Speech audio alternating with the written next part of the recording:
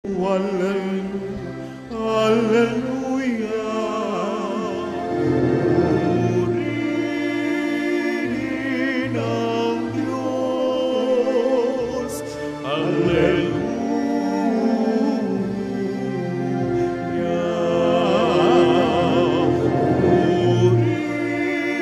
Purihin ang Diyos. Hallelujah.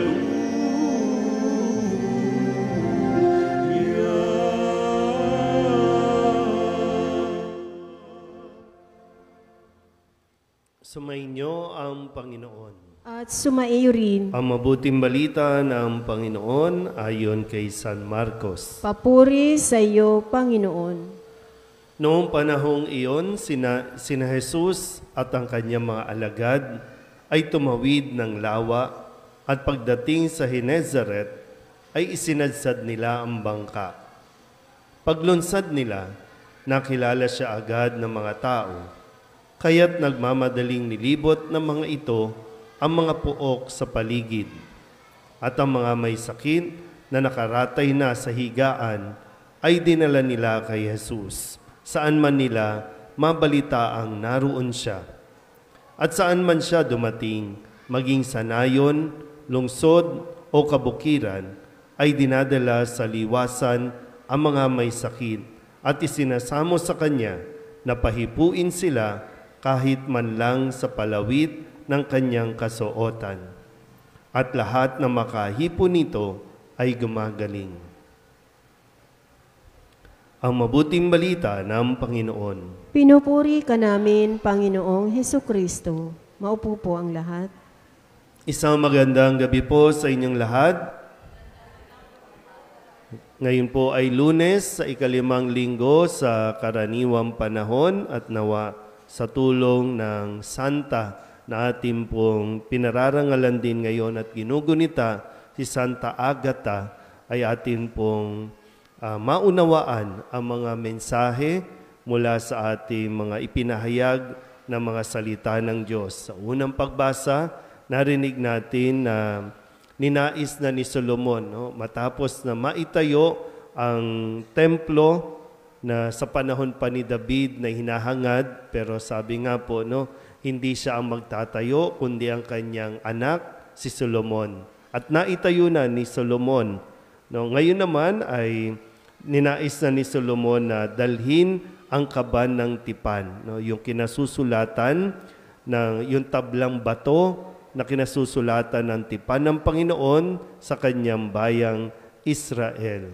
Napakahalaga po nito, na para sa mga Israelita, dahil ito ay patuloy na napapaalala ng katapatan ng Diyos sa kanya pong bayan. Kung sa unang pagbasa, ang kaban ng tipan, yung sinisimbolo, yung mga salita, mga utos, yung tabla. Sa Ebanghelyo, ito yung pangako. Si Jesus ang sumisimbolo sa bagong tipan na ninais na ibigay ng Diyos para sa mga tao. At itong bagong tipan na ito, pakikipagtipan ng Diyos ay talagang nagdudulot ng nagdudulot ng hindi lang basta presensya, kundi nagdudulot ng malaking kaginhawahan, kapayapaan sa tao, lalo tigit yung mga may pinagdaraanan sa buhay.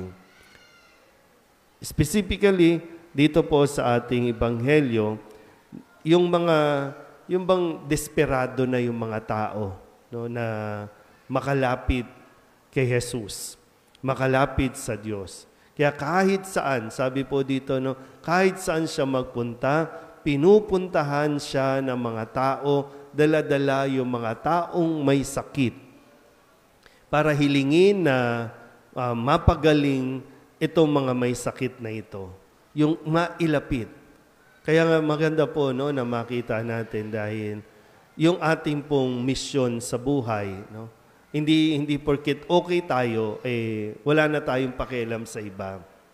Sa balikan natin ulit, Sa unang pagbasa sa pamamagitan ni Solomon, nailapit niya itong yung kaban ng tipan. No? Mailapit niya ang presensya ng Diyos para sa mga tao. Kasi kung manulungkot ang mga tao noon, kailangan nila ng mapupuntahan. Kailangan nila ng yung bang magpapaalala sa kanila na hindi sila iniiwan ng Diyos.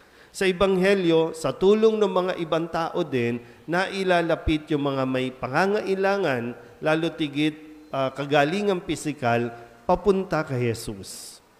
So ito yung ating kailangan makita, no? Na tayo ba ay nagiging daan na mailapit ang mga tao sa patungo sa Diyos o kabaliktaran? Sana hindi, no? Kasi ang tanging layunin ay mailapit natin ang mga tao sa Diyos. Kung lalo tigit, kung tayo na nakakakita, nakakakilala kahit papano, no, sa gawain ng Diyos, sa presensya ng Diyos, meron tayong pananagutan na dalhin ang mga tao patungo kay Jesus. Yan yung sabi dito, no, kahit man lang palawit, no, ng laylayan ng damit o kasuotan ni Jesus, gagaling sila. Ngayon, sa panahon natin, hindi lang laylayan, hindi lang palawit yung ating nahahawakan o ibinibigay sa atin. Mismong katawan, no? Katawan ni Jesus sa banal na Eucharistia, ang bagong tipan, na laging mapapaalala, ito yung pinakamahalaga sa atin, pinakamahalaga sa buhay ng tao. Hindi lang basta yung kagalingan na hinahangad natin na manumbalik tayo, yung sigla natin, mawala yung sakit, kundi yung mismo mapa sa atin, mahawakan natin, hindi lang laylayan, kundi buong katawan at dugo ni Kristo. Parang minsan ang ganda lang sabihin, no? Pero maraming tao ang hindi naniniwala o hindi makumbinsi na si Kristo sa anyo ng tinapay, ito ang kailangan natin. Ito ang magpapalakas sa atin. Ito ang magpapanumbalik ng sigla ng ating mga medyo nanlulupaypay na mga katawan. Pero sana po, no, mapaalalahanan tayo ulit, sikapin natin kahit isa lang, no? Kahit isa lang, may mailapit tayo patungo kay Jesus. Amen?